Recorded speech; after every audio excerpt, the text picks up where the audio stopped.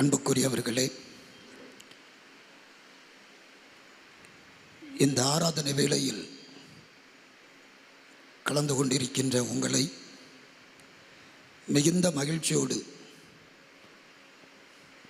வாழ்த்தி வரவேற்கின்றோம். இந்த ஞாயிற்றுக்கிழமை லெந்தென்னும் நாட்களில் வரும் 3வது ஞாயிற்றுக்கிழமை. இந்த ஞாயிற்றுக்கிழமையிலே நாம் சிந்திக்கும்படிக்காக திருச்சபை நமக்கு தந்திருக்கின்ற தலைப்பு எல்லைகளை கடந்து இறை நம்பிக்கையை ஒப்புக்கொள்ளுதல். எல்லைகளை கடந்து இறை நம்பிக்கையை ஒப்புக்கொள்ளுதல். Acknowledging faith beyond boundaries. Acknowledging faith beyond boundaries. எல்லைகளை தாண்டி விசுவாசித்து இறை நம்பிக்கையை நம்மில் ஒப்புக்கொள்ளுதல். கடந்த சில ஆண்டுகளுக்கு முன்பு குருசேகரம் ஒன்றில் பணியாற்றினேன். பணியாற்றி வந்த அந்த நாட்களிலே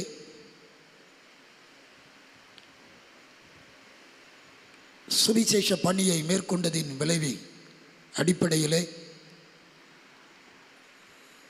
ஒரு குழுவை சார்ந்தவர்கள், ஒரு இனத்தை சார்ந்தவர்கள் இயேசுவை ஏற்றுக்கொள்வதற்கு இயேசுவின் மீது நம்பிக்கை வைத்து அவர்கள் தங்களை ஒப்பு கொடுத்தார்கள். அப்பொழுது அவர்களுக்கு திருமுழுக்கு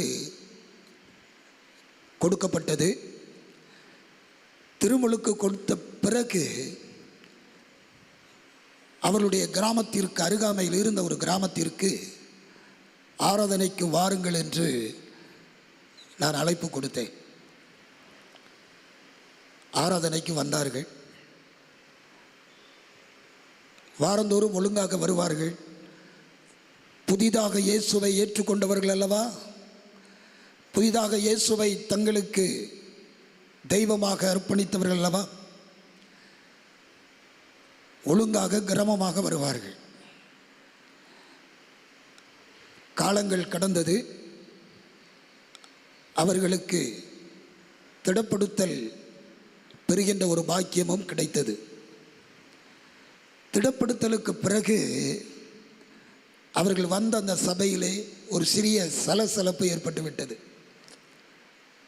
வந்தாங்க, ஐயா நீங்கள் ஞானஸ்தானம் கொடுத்ததெல்லாம் நல்லது தான், அவர்களை ஆண்டவருக்குள் நீங்கள் கொண்டு வந்தது நல்லது, ஆனால் திருவிருந்தை எங்களோடு எடுப்பதில்லை, எங்களுக்கு உடன்பாடு இல்லை, நீங்கள் முடிவு செய்யணும் ஐயா அப்படி சொன்னாங்க.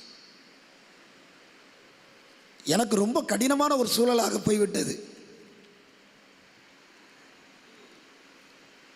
ஒரு மத நம்பிக்கையில் இருந்து இன்னொரு மத நம்பிக்கைக்கு வருவது கடினம். ஒரு மத நம்பிக்கையை அறிக்கை செய்துவிட்டு மீண்டும் ஒரு நம்பிக்கைக்கு வருவது மிகவும் கடினம். தங்கள் உறவுகளை விட்டுவிட்டு, தங்கள் சொந்தங்களை விட்டுவிட்டு, தங்களுடைய பாரம்பரியங்களை விட்டுவிட்டு, தங்களுக்கு அருமையானவர்களை விட்டுவிட்டு, கிறிஸ்துவின் மீது விசுவாசம் வைத்து கிறிஸ்துவே இரட்சகர் என்று தங்களை அர்ப்பணித்த இந்த மக்களை நம்ம சபையார் ஏற்றுக்கொள்வதில் ஏன் இவ்வளவு கடினம் என்று சிந்திக்க ஆரம்பித்தேன். அதுக்கு இன்னைக்கு தான் எனக்கு விடை கிடைச்சிருக்குது. இது ஆண்டுகள் பல போய்விட்டது. ஆனால் இன்றைக்கு நான் இந்த தியானத்தை ஆயத்தம் செய்து கொண்டிருக்கின்ற பொழுது ஏன் இவ்வளவு கடினமாக இருக்கிறார்கள் என்று நான் யோசித்ததற்கு இன்றைக்குத்தான் அதற்கு சரியான பதில் கிடைத்திருக்கிறது. Acknowledging faith beyond boundaries. எல்லைகளை கடந்து இறை நம்பிக்கையை ஒப்புக்கொள்வதற்கு இன்றைக்கு அநேகருக்கு மனம் இல்லை. கடவுளை அறிக்கை செய்யும் மற்ற மக்களை நம்மோடு இணைத்துக் கொள்வதற்கு, நம்மோடு சேர்த்துக் கொள்வதற்கு பல நேரங்களிலே தயக்கம் காண்பிக்கிறோம். நம்ம சபையார் மிகவும் நல்லவர்கள், மிகவும் நல்லவர்கள். அதற்கு பிறகு அவர்களுக்கு தனியாக ஒரு ஆலயம் கட்டினோம். இன்று அந்த திருச்சபை வளர்ந்து அநேக மக்கள், அந்த பகுதியில் உடையவர்கள் ஆண்டவரை ஏற்றுக்கொண்டு ஆண்டவரை ஆராதித்து வருவது மிகவும் மகிழ்ச்சியான காரியம். மனிதர்கள் தங்களுக்கு என்று சில எல்லைகளை வைத்துக்கொண்டு, சில சிந்தனைகளை வைத்துக்கொண்டு, இதுதான் கடவுளின் சித்தம், இதுதான் விசுவாசம் என்று நாம் சில காரியங்களை தடை செய்து விடுகிறோம். நாம் யோவான் எழுதின சுவிசேஷத்திலே 4ஆம் அதிகாரத்திலே இயேசு கிறிஸ்து சமாரிய பெண்ணிடத்திலே உரையாடி கொண்டிருக்கின்ற பொழுது இயேசு சொல்லுவார், அவருடைய வழக்கத்தின்படி கடவுளை எருசலேம் தேவாலயத்தில் வழிபட வேண்டும், கெர்சி மலைகளிலே வழிபட வேண்டும் என்கின்ற ஒரு கூற்று அன்றைக்கு இருந்தது. ஆனால் இயேசு சொல்லுவார், பிதாவை எங்கும் தொழுது கொள்ளும் காலம் வரும். இயேசுவை எங்கும் தொழுது கொள்ளும், கடவுளை எங்கும் தொழுது கொள்ளும் காலம் வரும். அன்புக்குரியவர்களே, எல்லைகளை கடந்து விசுவாசத்தில் நாம் வேரூன்றி பிறரை ஐக்கியத்திற்குள் அழைத்துக் கொள்வதும் ஏற்றுக்கொள்வதும் அது நம்முடைய கரத்தில் இருக்கிறது. எல்லைகளை கடந்து இறை நம்பிக்கையை ஒப்புக்கொள்ளும் காரியம் மிகவும் சால சிறந்தது. நாம் இன்றைக்கு காலையில் 2 வேத பாடங்கள் வாசிக்க கேட்டோம். அதிலே அப்போஸ்தலர் 10வது அதிகாரத்திலே நாம் கொர்நேலியு என்கின்ற ஒரு ரோம அதிகாரியினுடைய காரியத்தை நாம் வாசித்தோம். பாருங்கள், அப்போஸ்தலர் 10ஆம் அதிகாரம் 1 வசனத்திலே இத்தாலியா பட்டாளம் எனப்பட பட்டாளத்திலே 100க்கு அதிபதியாகிய கொர்நேலியு, இந்த கொர்நேலியு அவனுடைய வாழ்க்கை சொல்லப்பட்டு இருக்கிறது. மிகவும் நேர்த்தியான ஒரு வாழ்க்கை. 22வது வசனம் சொல்கிறது, அவன் நீதிமான், தேவனுக்கு பயந்தவன், யூத ஜனங்கள் எல்லாராலும் நல்லவன் என்று சாட்சி பெற்றவன். கொர்நேலியு என்னும் 100க்கு அதிபதி உம்மை தம்முடைய வீட்டுக்கு அழைத்தனுப்பினான் என்று பேதுருவினிடத்திலே கொர்நேலியு அனுப்பிய ஆட்கள் பேதுருவை அழைத்து வருவதற்கு சொல்லுகின்ற காரியம். இந்த பேதுரு எப்படிப்பட்டவர்? ரொம்ப யோசிக்கணும். பேதுரு இந்த இறை நம்பிக்கையை ஒப்புக்கொள்வதிலே சற்று தயக்கம் காட்டக்கூடியவர். பேதுரு ஒரு யூதன். ஆகவே அவர் பல நேரங்களிலே பிறரை ஏற்றுக்கொள்வதிலே, பிறருக்கான காரியங்களிலே தன்னை ஈடுபடுத்திக் கொள்வதிலே சற்று தயக்கம் காட்டுகிறவர். நீங்கள் வேதத்திலே பார்க்கலாம். கலாத்தியர் 2ஆம் அதிகாரத்தை எடுத்துக்கொள்ளுங்கள். கலாத்தியர் 2ஆம் அதிகாரத்திலே அங்கே 11வது வசனம் இவ்விதமாக சொல்கிறது. அதை தொடர்ந்து நீங்கள் படிச்சீங்கன்னா, அங்கே பேதுரு அந்தியோகாவுக்கு வந்தபோது அவன் மேல் குற்றம் சுமத்தினால் நான் முகமுகமாய் அவனோடு எதிர்த்தேன். எப்படி எனில், யாக்கோபினிடத்திலிருந்து சிலர் வருகிறதற்கு முன்னே அவன் புறஜாதியாருடனே சாப்பிட்டான். அவர்கள் வந்தபோது விருத்த சேதனமுள்ளவர்களுக்கு பயந்து விலகி பிரிந்தான். யாரு? யாரையா? பேதுரு. ரொம்ப யோசிங்க. அங்கே அந்தியோகியாவிலே நடைபெறுகின்ற ஒரு காரியம், எருசலேமிலிருந்து யூதர்கள் விருத்த சேதனமுடையவர்கள் வந்த பொழுது அவங்கள பார்த்த உடனே பேதுருக்கு என்ன நடந்துச்சு? என்ன நடந்துச்சு? கைகாலெலாம் நடுக்கமாயிடுச்சு. ஏன்னா இவர் யார்கிட்ட சாப்பிட்டுட்டு இருக்கிறார்? அது வரைக்கும் புற இனத்தவர்களிடத்திலே சாப்பிட்டுட்டு இருக்கிறார். இப்போ அவங்கள கண்ட உடனே அவர்களுக்கும் இவருக்கும் எதுவும் ஐக்கியம் இல்லாதது போல அவர் விட்டுவிட்டு விலகி பிரிந்து போய்விடுகிறார். இதை யார் கண்டிக்கிறார்? பவுல் கண்டிக்கிறார். முகமுகமாக எதிர்த்தேன். ஆனால் இன்னும் நீங்கள் பார்க்கும் பொழுது இந்த அப்போஸ்தலர் 10ஆம் அதிகாரத்தில் நீங்கள் பாருங்கள், அங்கே 28வது வசனத்திலே சொல்லப்பட்டிருக்கிறது. அங்கே அவர் சொல்லுவார், நான் யூதனாக இருந்தபடியினாலே நான் பிற இனத்தவரோடு நான் அதிகமாக என்னுடைய ஐக்கியத்தின் காரியங்களை காண்பிப்பது இல்லை என்று அவர் சொல்வதை பார்க்கிறோம். வாசியுங்கள் 28வது வசனம். அவர்களை நோக்கி அந்நிய ஜாதியானோடே கலந்து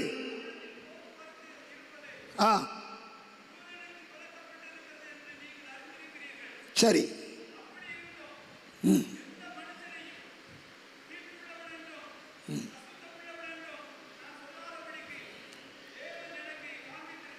என்னத்தை காண்பித்தார் கடவுள்? இங்கே பேதுருவுக்கும் தரிசனமானார், கொர்நேலியுவுக்கும் என்ன செய்தார்? தரிசனமானார். பேதுருவுக்கு கடவுள் கொடுத்த தரிசனம் என்ன?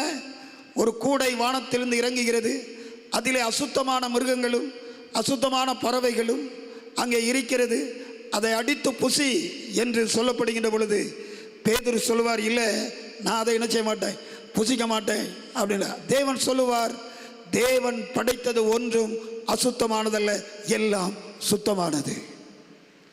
எனக்கு அருமையான ஆண்டவருடைய பிள்ளைகளே, அதற்கு பின்புதான் பேதுரு கொர்நேலியு அழைத்தனுப்பிய ஆட்களோடு எங்கே போவார்? யார் வீட்டுக்கு போவார்? கொர்நேலியுடைய வீட்டுக்கு போவார். வீட்டுக்கு போய் கடவுளுடைய வார்த்தையை சொல்லுவார். இங்கே உணவு முக்கியமல்ல, கடவுள் மீது புற இன மக்கள் வைத்திருக்கிற அந்த விசுவாசத்தை, மற்றவர்கள் வைத்திருக்கின்ற அந்த விசுவாசத்தை, கிறிஸ்துவின் மீது மற்றவர்கள் வைத்திருக்கின்ற அந்த வைராக்கியத்தை நாமும் ஏற்றுக்கொள்ள வேண்டும். எல்லைகளை தாண்டி அவர்களை நாம் ஏற்றுக்கொள்ள வேண்டும் என்பதுதான் இந்த திருமறையின் கருத்து. அன்புக்குரியவர்களே, பல நேரங்களிலே நம்முடைய சிந்தனை எவ்விதமாக இருக்கிறது என்பதை யோசிக்க வேண்டும். சிந்தனை யோசிக்க வேண்டும். டாக்டர் அம்பேத்கர் அவர்கள் வட இந்தியாவிலே 3 லட்சத்துக்கும் மேற்பட்ட மக்களோடு அவர் புத்த மதத்திற்கு போய் சேர்ந்து கொண்டார். சேர்ந்த பொழுது அவரிடத்தில் கிறிஸ்தவ மிஷினரிகள் எல்லாம் போய் கேட்டாங்க. கிறிஸ்தவ மிஷினரிகள் போய் கேட்டாங்க, நீங்கள் கிறிஸ்துவை விரும்புவீங்க, கிறிஸ்துவின் மீது உங்களுக்கு விசுவாசம் உண்டு, கிறிஸ்தவர்கள் மீது உங்களுக்கு நம்பிக்கை உண்டு, கிறிஸ்துவின் மீது உங்களுக்கு நல்ல பற்று உண்டு, நீங்கள் இத்தனை லட்சம் மக்களோடு போய் ஒரு பௌத்த மதத்தை போய் ஏற்றுக்கொண்டீங்கன்னு சொல்லி கேட்டாங்க. அவர் சொன்னார், டாக்டர் அம்பேத்கர் அவர்கள் சொன்னார்கள், நான் கிறிஸ்தவத்தின் அனைத்து காரியங்களையும் கற்று பார்த்தேன், உற்று பார்த்தேன், எல்லாம் நேர்த்தியாக இருந்தது, எல்லாம் நேர்த்தியாக இருந்தது. ஆனால் நான் அந்த கிறிஸ்துவின் விசுவாசத்தை அறிக்கை செய்கின்ற மக்களை பார்த்த பொழுது, ஆனால் அவருடைய வாழ்க்கையில் எவ்விதமாக கிறிஸ்துவை வெளிக்காட்டுகிறார்கள் என்பதிலே எனக்கு உடன்பாடு இல்லை. அதனால்தான் நான் இந்த ஜனங்களோடு பௌத்த மதத்திற்கு சென்று விட்டேன் என்று சொன்னார். அன்புக்குரியவர்களே, வாழும் சமுதாயத்திலே இந்த லெந்து காலத்திலே நாம் இறை நம்பிக்கையை ஒப்புக்கொள்கின்றோம். எல்லைகளை கடந்து நம்முடைய விசுவாசத்தின் அடிப்படையிலே எல்லோரிடத்திலும் கிறிஸ்துவின் விசுவாசத்தை காணும் பொழுது அவர்களை அங்கீகரித்துக் கொள்ள வேண்டும் என்பதே இந்த நாளின் தியானத்தின் பொருள். இரண்டாவதாக நாம் சுவிசேஷ பகுதியை வாசிக்க கேட்டோம். சுவிசேஷ பகுதிகளிலும் ஒரு நூற்றுக்கு அதிபதியை குறித்து சொல்லப்பட்டு இருக்கிறது. பாருங்கள், நாம் வாசித்த லூக்கா 7வது அதிகாரத்திலே அங்கே சொல்லப்பட்டு இருக்கின்ற ஒரு காரியம், அங்கே ஒரு நூற்றுக்கு அதிபதி, அவனை குறித்து மிகவும் நேர்த்தியாய் சொல்லப்பட்டு இருக்கிறது. கொர்நேலியுவை குறித்தும் சாட்சி சொல்லப்பட்டது. இங்கே இந்த நூற்றுக்கு அதிபதியை குறித்தும் ஒரு சாட்சி சொல்லப்படுகிறது. யாரிடத்தில்? இயேசுவினிடத்தில் வந்து இந்த சாட்சியை சொல்கிறாங்க. இயேசுவினிடத்தில் வந்து இந்த சாட்சியை சொல்கிறாங்க. இந்த நூற்றுக்கு அதிபதியினுடைய வேலைக்காரன் அங்கே சுகவீனமாக இருக்கிறான். நூற்றுக்கு அதிபதியினுடைய வேலைக்காரன் அங்கே எழுதப்பட்டிருக்கிறது 2வது வசனத்தில் நீங்கள் பாருங்கள், பிரியமான வேலைக்காரன். அந்த பிரியமான வேலைக்காரன் அங்கே அவன் வியாதிப்பட்டிருக்கின்ற பொழுது இந்த நூற்றுக்கு அதிபதி, அவனுக்கு எவ்வளவோ வேலை இருந்திருக்கும், அவன் ஒரு ரோமன், அவனுக்கு எத்தனையோ பணிகள் இருந்திருக்கும். இப்போ யூத மூப்பர்களை அழைக்கிறார். யூத மூப்பர்களுக்கும் இயேசுவுக்கும் சம்பந்தம் இல்லை. ஆனாலும் இவனுடைய நல் நடக்கையினாலே, இந்த நூற்றுக்கு அதிபதியினுடைய நல் நடக்கையினாலே அங்கே அந்த யூத மூப்பர்களில் வந்து இயேசுவிடத்தில் சொல்கின்ற ஒரு காரியத்தை பாருங்கள். அங்கே இந்த நூற்றுக்கு அதிபதி அவரிடத்தில் சொல்கிறான், என் வேலைக்காரன் சுகவீனமாக இருக்கிறான், அவனை குணமாக்க வேண்டும். ஆகவே நீங்கள் இயேசுவிடத்தில் அவனுக்காக வேண்டிக் கொள்ளுங்கள் என்று சொல்கிறார். இது ரொம்ப ஒரு முக்கியமான காரியம். ஒரு வேலைக்காரனுக்காக ஒரு எஜமான், ஒரு அதிகாரி அங்கே வேண்டுதல் செய்வதற்கு, அவன் மீது கரிசனை கொண்டு செயல்படுவதற்கு அங்கே நடைபெறுகின்ற காரியத்தை நம்ம பார்க்குறோம். இன்றைக்கி நமக்கு எத்தனையோ தொழில்கள் செய்கின்றோம், வியாபாரம் செய்கின்றோம், அலுவலகங்களில் அதிகாரிகளாக இருக்கிறோம். நமக்கு கீழ் பணிபுரிகிறவர்கள், நம்மோடு கூட வேலை செய்கின்றவர்கள், எத்தனை மக்கள் துன்புறும் பொழுது, கடினமான சூழ்நிலைகளை சந்திக்கும் பொழுது அவர்களுக்கு நாம் விசுவாசத்தை எப்படி கடத்துகிறோம், அவர்களை எவ்விதமாக ஏற்றுக்கொள்கிறோம் என்பதை சிந்திக்க வேண்டும். இந்த நூற்றுக்கு அதிபதி மிகவும் நல்லவன், மிகவும் நல்லவன். அவன் தனக்கு பிரியமான வேலைக்காரனுக்கு சுகம் கிடைக்கணும்னு சொல்லி யூத மூப்பர்களை போய் கூப்பிடுறான். கூப்பிட்டு சொல்கிறா, இயேசுவை போய் நீங்கள் சற்று வேண்டிக் கொள்ளுங்கள், இயேசுவை நீங்கள் வேண்டிக் கொள்ளுங்கள்.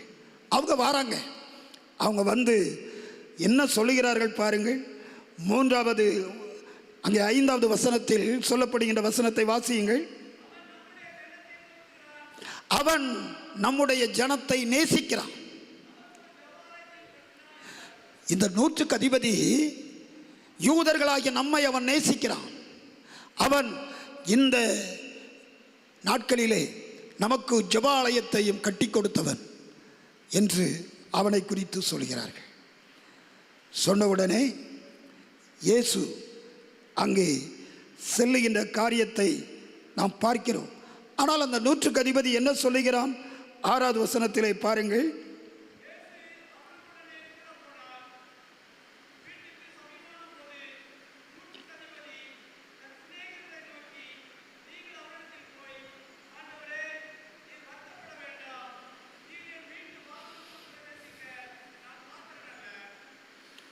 நான் உம்மிடத்தில் வரவும் என்னை பாத்திரனாக எண்ணவில்லை, ஒரு வார்த்தை மாத்திரம் சொல்லும், அப்பொழுது என் வேலைக்காரன் சொஸ்தமாவான் என்று அங்கே சொல்லி அனுப்புகின்ற செய்தியை பார்க்கிறோம்.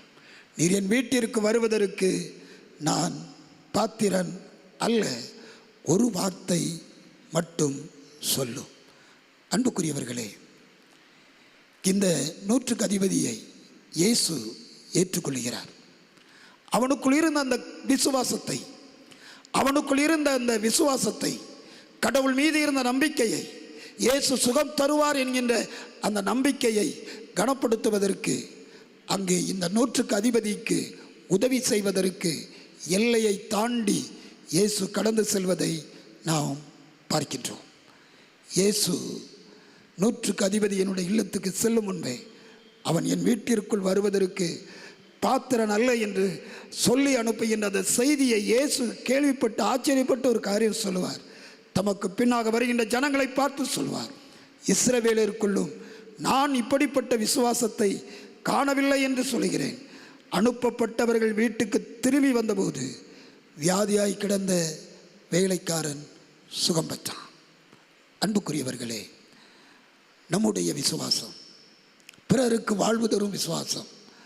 வாழ்க்கை இழந்து தவிக்கின்ற மக்களுக்கு, நம்பிக்கை இழந்து தவிக்கின்ற மக்களுக்கு, வாழ்க்கையின் ஆதாரம் இழந்து தவிக்கின்ற மக்களுக்கு கிறிஸ்துவின் மீது விசுவாசத்தை நாம் ஊட்டி கொடுக்கும் பொழுது அந்த கிறிஸ்துவின் வழியாக வருகின்ற ஆசீர்வாதங்களை பிறர் சுதந்தரித்துக் கொள்வதற்கு நம்முடைய விசுவாச வாழ்க்கை அது ஒரு ஆசீர்வாதமாக மாறுகிறது.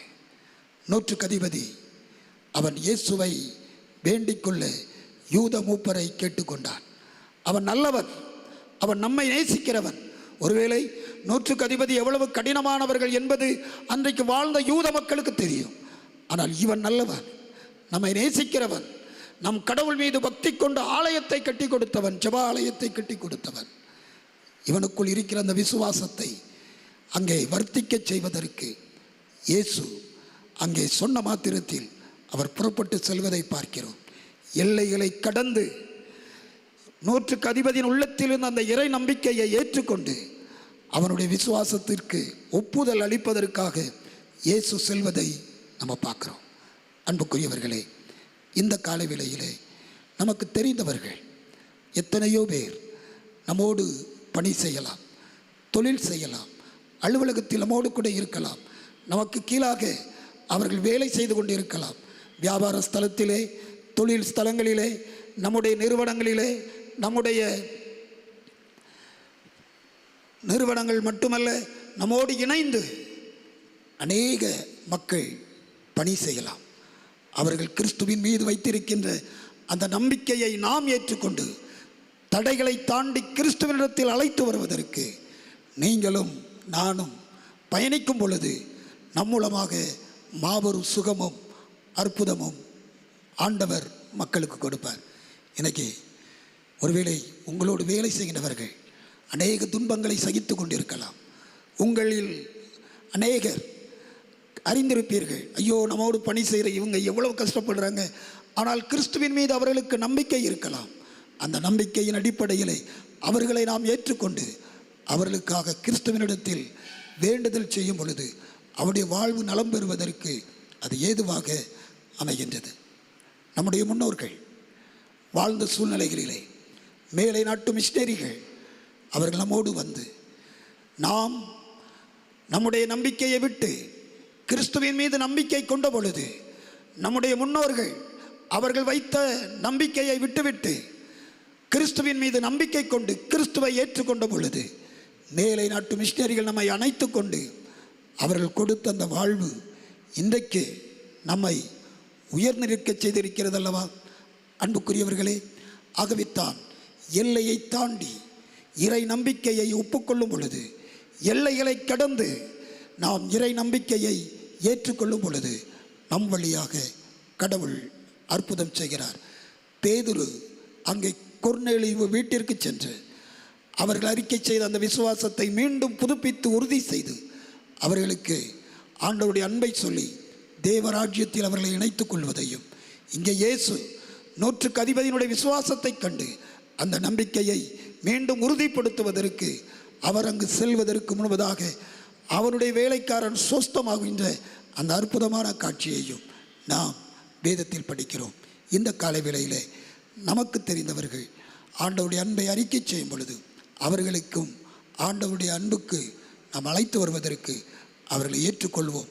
Acknowledging their faith beyond boundaries, அவருடைய விசுவாசத்தை நம்பிக்கையை உறுதிப்படுத்துவதற்கு எல்லைகளை தாண்டி தடைகளை தாண்டி கடவுள் பக்கமாக அழைத்து வருவதற்கு அவர்களை நாம் ஏற்றுக்கொள்வதற்கு நம்மை அர்ப்பணிப்போம். இந்த லெந்து காலம் நமக்கு ஆசீர்வாதமாக இருக்கும். ஆமென்.